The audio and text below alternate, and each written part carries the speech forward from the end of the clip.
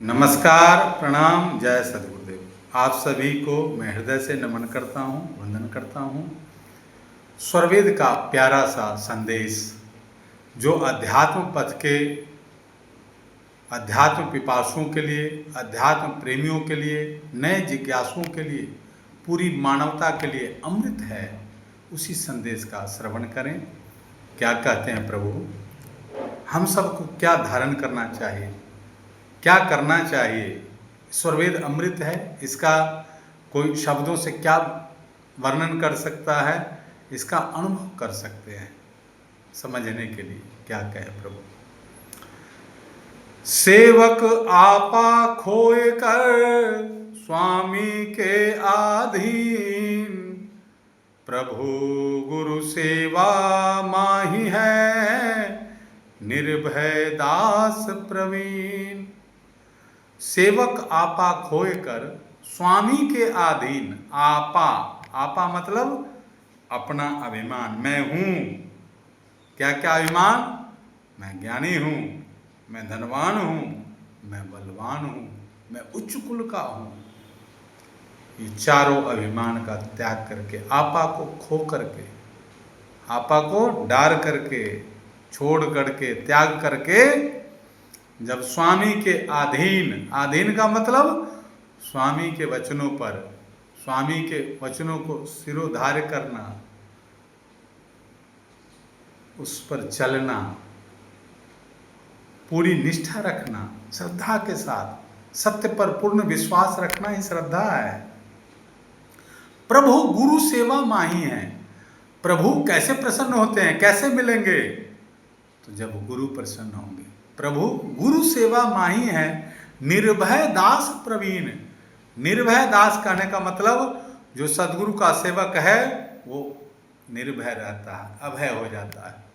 प्रभु कहते हैं कि ईश्वर गुरु भय मानते, अभय होए संसार, सोनर गुरु का लाल है, सकल लक्ष्य कर पार। ईश्वर और गुरु के जो अधीन में रहता है, जो सत्य पथ का पथिक है, जो सत्य सिद्धांत पर चलता है, सत्य संकल्प के साथ जो जुड़ा हुआ है, वो निर्भय रहता है। मृत्यु भी उसे नहीं मार सकती, मृत्यु को भी वो जीत जाता है, मृत्युंजय बन जाता है। ऐसा बनाना चाहते हैं सदगुरु हम सबों को।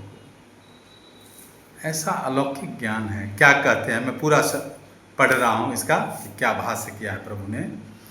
जब सेवक अपने समस्त अभिमान को छोड़कर सदगुरु के आज्ञानुसार अपना जीवन निर्माण करता है, तब वह प्रभु उस गुरु सेवा में ही प्राप्त होता है। देखिए कितनी बड़ी बात है।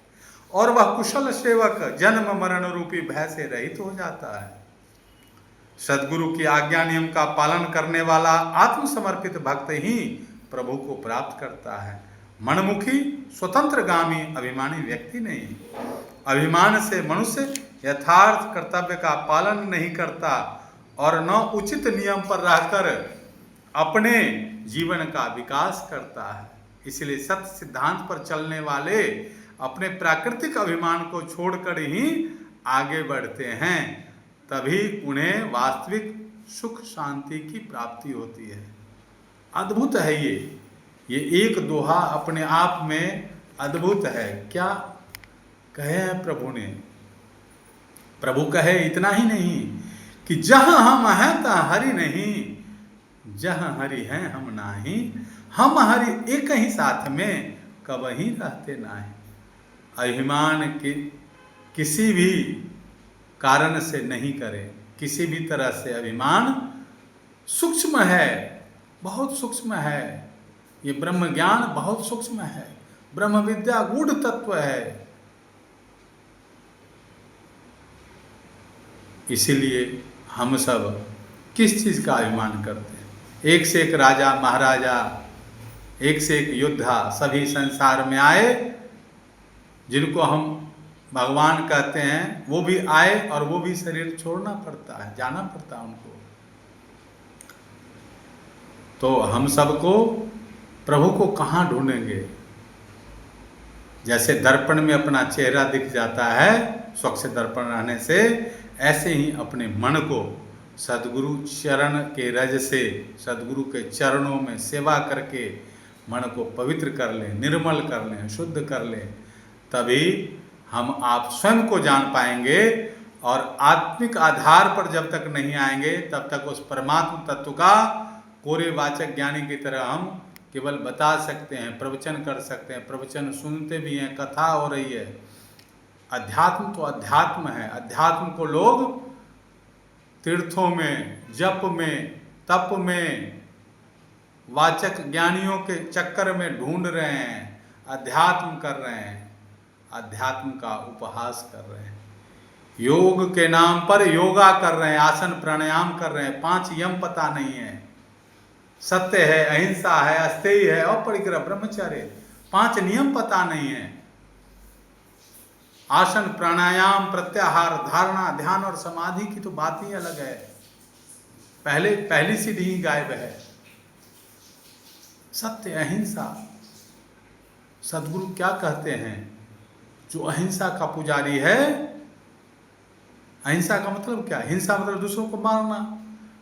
तो केवल मारना ही नहीं, हम नहीं मारते हैं किसी को, हम किसी पर आक्रमण नहीं करते, मन से, वचन से और व्यवहार से किसी को किसी भी तरह का अनीतिपूर्वक कष्ट नहीं देना, अहिंसा। मौन है, कहते हैं बाबा मौन है, 15 साल से मुख को चुप रखना, बंद रखना, क्या मौन यही है? यहीं तक सीमित है? हाँ, हम चुप रहेंगे, मौन रहेंगे, हमारी शक्तियाँ, शारीरिक बल, हमारे प्राणों में शक्ति आएगी, ठीक है, लेकिन मौन का यही अर्थ नहीं है। मौन है जब यह मन हमारे वश में हो गया, जब यह मन आत्मा के अधीन हो गया, जब यह मन देह संघात से असंग हो गया और जहां इसका स्थान है उद्गम वहां लय हो गया, तब मौन होता है। बाकी तो वाचक हम मौनी हैं, हम मौनी बाबा हैं, है ना, इससे कुछ नहीं होने वाला है। कहते हैं मौन से सभी सिद्धियां प्राप्त हो जाती है। कौन सी सिद्धि? कौन सा मौन? इसको विचार करने का विषय है। सभी साधन सिद्ध होंगे जब आप सद्गुरु विधान में रहेंगे और जब यह मन शुद्ध होकर के, निर्मल होकर के, आत्मा के अनुकूल होकर के ये अक्षर भूमि में जाकर जब लय हो जाएगा, तब भजन होगा, तभी भक्ति, तब उसमें आनंद ही आनंद है, परमानंद है। प्रभु यही हम सबको संदेश दे रहे हैं कि अपना जो कुछ थे तुम आज तक, सभी मिटाओ भार। ये भार, सिर पर जो भार रखे हो, मैं ये, मैं वो, मैं ऐसा, मैं वैसा, मैं इतना सेवा करता हूँ, मैं इतना दान करता हूँ, ये सब मैं करना छोड़ दो। और प्रभु आप कृपा किए हैं, आप ही की कृपा के बदौलत हम ये सेवा कर पा रहे हैं, आपने हमें इस लायक बनाया है। प्रभु इस भाव को, दीन अधीन का भाव, भिखमंगा भूखे नंगे की तरह नहीं, राजा की तरह है लेकिन एक ऋषि का जीवन जीना, राजा की तरह है लेकिन विनीत है, सरल है। सद्गुरु चरण में लगे रहें, हम सब आगे बढ़ते रहें, यही सद्कामना के साथ ये वीडियो बनाने का यही है। जब प्रभु कहते हैं कि हरि को हेरत हेरते आप ही गया हेराए, यह तो उत्कट प्रेम है, यह गति बिरला पाए। भक्ति भगवान की बहुत बारीक है। जब भक्त हरि को, जब उनका अनुभव हो जाता है, प्राप्त कर लेता है, जब आत्मा उस परम प्रकाश का अनुभव हो जाता है, स्वयं की सुधि बुद्धि खोद देता है, वही तो समाधि है। जब ध्याता अपने आप को ही भूल जाता है, उस आनंद परमानंद में अपना होश ही नहीं रहेगा। तो प्रभु की कृपा हो, हम सब उसी लक्ष्य की तरफ बढ़ें।